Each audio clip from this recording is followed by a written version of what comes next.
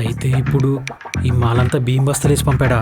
లేకపోతే కోడ్ మైదా అంటే మైదా పిండి అనుకున్నావా? మాల్ ఎవరికి తెలియకుండా అమ్మాలంటే ఎన్ని పద్ధతులు, ఎన్ని ప్రొసీజర్లు, ఎన్ని విధానాలు. చాలు చాలు, ఇప్పుడు దీనేం చేయాలి? ఇంకా చేసేదే ఉంది, బస్తా అంతా తీసేసి మాలంతా ప్యాకెట్ల కింద కట్టేసి అమ్ముకోవడమే. ఎవడికి అమ్ముతావురా? ముందు బస్తా ఓపించాయి.